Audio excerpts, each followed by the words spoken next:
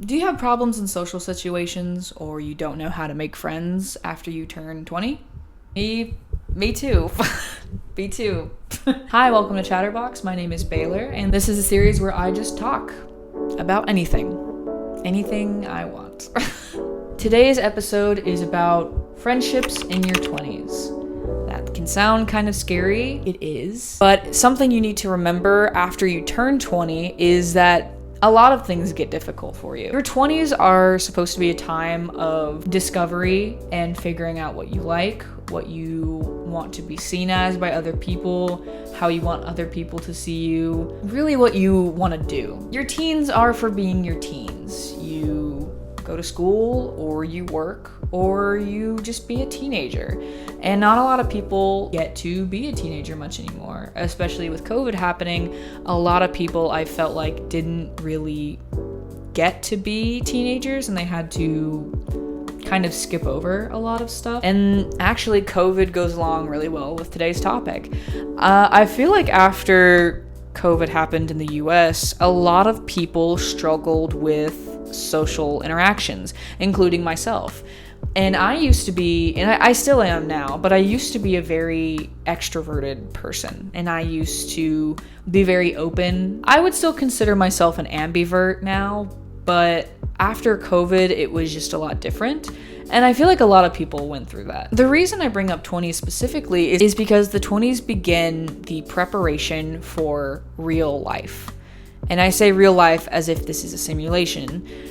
What I mean by that is after college or after high school, or even when you just get to your 20s if you don't go to school, there is something that shifts in your life where you realize this is serious. This is not like, oh, I need to get an office job to pay my mortgage for my 7 children. This is more of just, hey, I need to get money so I can live here. Which unfortunately in today's age is important because it's very difficult. But in general, whatever you want to do, even if you don't go to school, it's important to know how you want to spend your life. Now, this is not like the B movie where they bring up, hey, this is the job you're going to have for the rest of your life until you die. People worry about that. The older they get, they think, hey, I need to pick a job that I'm going to be in for the rest of my life, or I won't get anything. And that's not true.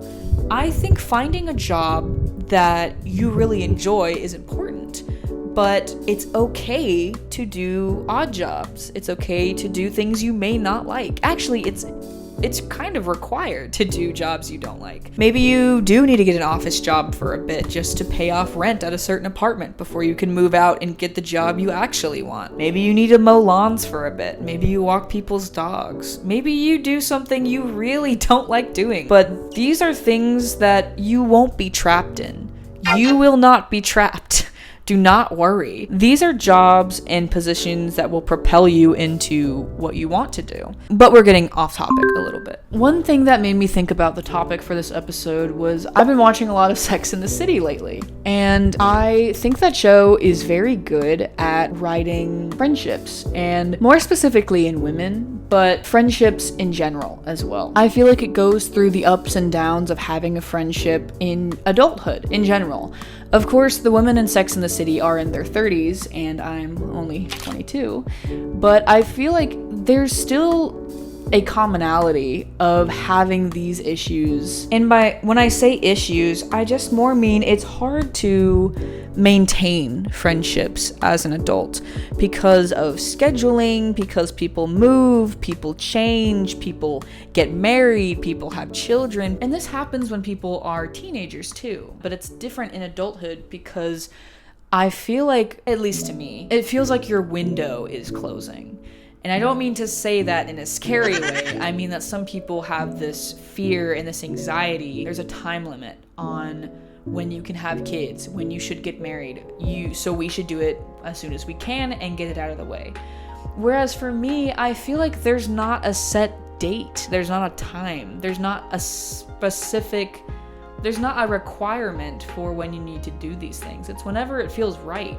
But when you get to be probably past 25, I think people get worried and people get anxious and they're like, well, I'm not with somebody. I should start dating again. Or, I'm 30 now. shouldn't I be having children? And I think a lot of that is more of a generational thing, and it's people in older generations saying, oh, well, I had my kid here, so you should have your kid at this age. I feel like in that same vein for friendships, it's very much like, oh, shouldn't I have more friends?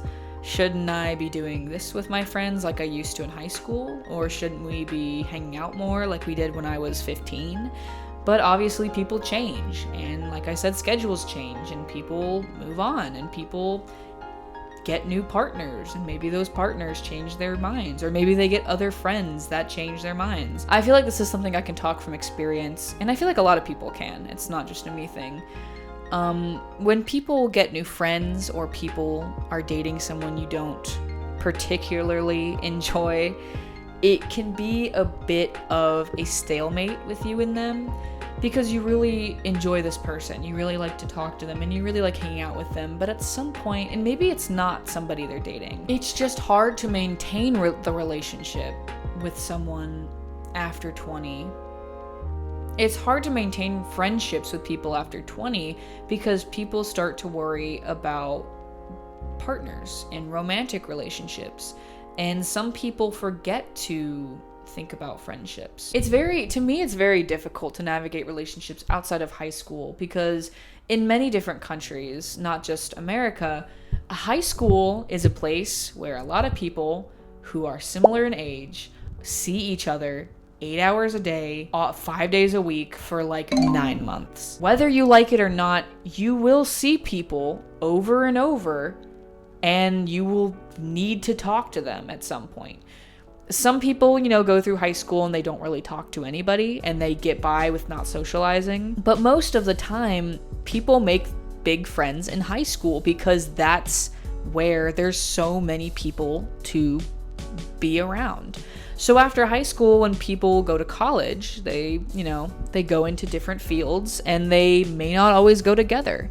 And that brings on long distance. And long distance is a whole other thing we could get into. Having been through 2 long distance relationships, yes, 2. I think long distance is for people who have a lot of trust and who know each other very well. And that's just coming from me, I guess.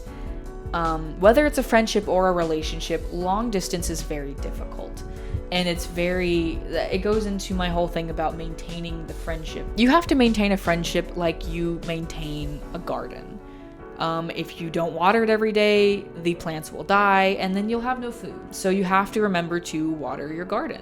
You have to remember to clip the weeds. You have to remember to swat away flies. It doesn't have to be complicated. If you really enjoy the person and you really cherish the friendship you have with them, it shouldn't be a chore. And if it is a chore, then how strong is that friendship? And how important is that friendship to you when it gets to that point? And that's something I struggle with. And in the past, I can admit I've struggled with maintaining friendships.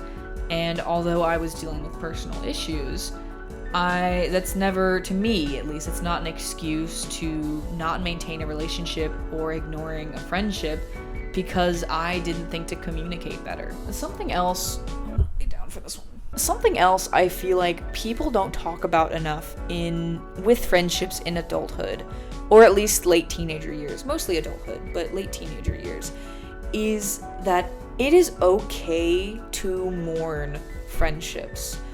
People think, oh, well, they're just your friend. This is not a family member. This is not your boyfriend or girlfriend or partner or wife or husband. This is just a friend. This is just somebody you knew. Friends, though, are people who are there for you. People who are there for you when nobody else is. Friends are people who know everything about you and still choose to be there for you. They still choose you. They want to hang out with you. They want to get to know you more as you grow as a person, as you get older. Friendship is like an extension of a family member. They are a family member to me. This is someone I want to spend the rest of my life with. You don't have to limit that phrase to people that you're in love with. You can be in love with your friends, and I'm not saying that you should go out and date all your friends. What I'm saying is, love for your friends is very strong. It should be strong. If you don't feel that love, then maybe there's something, in the friendship that you're not looking at, or maybe that's just how you are with friends, which is totally fine as well. To me personally, letting go of friendships is very difficult. And I am not someone who lets go of things very easily. And I would say I'm somebody who holds grudges. It's not a trait that I'm very proud of, but it is something I can see the good in. Because although I do hold grudges and I struggle to let things go, I cherish these things. I think about these people all the time. Whether these people think about me or not still, I'm thinking about them. Not because of what they may have done to me or what I think they did or how the friendship may have ended. I think about them because they were my friend once and because I cared about them as a person once. Just because we're not friends anymore doesn't mean it's so terrible for me to wonder how they're doing or hope that they're doing well. Friends, like I said, are an extension of family in my eyes. So if you are to lose a friendship, that sounds like an equivalent to not speaking to a family member anymore. You should be making sure you're taking time for yourself to mourn these relationships as well. You can take time to grieve the friends that you used to have. I'm not saying to dwell on it like I do, of course. It's okay to reminisce. And I think a lot of people don't think so. And as you'll soon see on my channel, I am very nostalgic. I think nostalgia is very, very important to me. And I think that's a big part of why I can't let things go, because I'm very rooted in the past. So reminiscing to me has never been a bad thing. Of course, doing it too much and dwelling on it and living in the past is different than being influenced, I would say. I just said I was rooted in the past, but it's more of like, I just think about the past a lot, and it does distract me from the present, and I think I need to live in the present, be thinking about the future more. But there are parts of reminiscing and parts of being nostalgic I think are good things, because again, I still care. It's the empathy in me that still cares for those people, because I still value those people. Whether we talk or not, these people are still important to me. And there's still some part of me. And if you don't feel that way about friendships you've lost, were they ever really that close to you? Were you ever really their friend? Of course, if something horrible happened, it is not healthy to relive those times. So you have to find the balance of remembering the past, but living in the present. And putting the care you have for your past friendships, propelling it towards your friendships you have now. However, on the other hand of knowing the good parts of reminiscing and the good parts of the past, it is very important to move on. It is very important to move on. This message is very important. I'm just a terrible messenger for this one.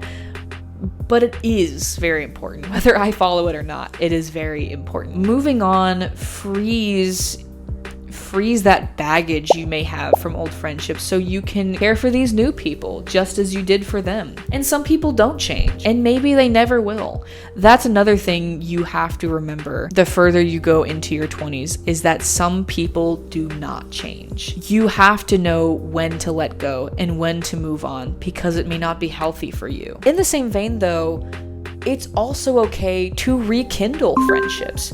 I think a lot of people in adulthood, especially after they turn 19 or 20, think, oh, I haven't talked to this person in forever, they wouldn't want to talk to me. I was like that for a long time, whereas when I didn't talk to people for maybe 3 or 4 years, and I just decided I would never hear from them again. The past year or two, I've thought to myself, what is stopping me from talking to these people again? Because we stopped talking when I was 9 years old? Because we went to different schools in 5th grade. That shouldn't stop you from, maybe reaching out to someone you've been thinking about for a bit and just saying, hey, it's been a while. I know we haven't talked, but maybe we should get coffee sometime. If they say no, they say no. That's the worst they could do. But if they say yes, that is a rekindling of a past friendship. That is a revival, a resurrection, if you will, of a past friendship, which I feel is very rare and very special. It's almost as special as a friendship that's continued from childhood and into adulthood. I only have one friend, I would say, who I've known for over 10 years. And I'm very grateful for having a friend that I've known for over 10 years. Not a lot of people can say that. I feel like being social in general is very crucial to your adulthood. You will not meet friends by just sitting around and waiting for them to come to you. They will not just come to you. Some of them will, I'm sure, some of them will. But you shouldn't think that they're just going to appear and then you're good from there. You need to get out. You need to get out and live life, and you need to meet people, and you need to talk to people. Meet people from the other side of the world. Meet people who speak different languages than you. Meet people who majored in different things than you in college. But you should be looking for people that are living different lives than you. My mom used to say, "What is this person bringing to the table?" So I always think of the analogy. I think about my friends, and I think about a physical table, and I think about all of us, my friends and I, eating dinner or having some sort of potluck together. And I think about each of my friends, and I think about, what do they bring to the potluck? What are they contributing to dinner? And I've thought about people who don't contribute much and they don't bring a lot of food. Maybe they'll bring something for themselves, but they won't bring anything for other people. They won't bring anything for me. So I'll leave you with this. As you venture into your 20s and beyond, think about what your friends are bringing to dinner. That's all for the ChatterBox. I'll see you guys next time. Bye bye.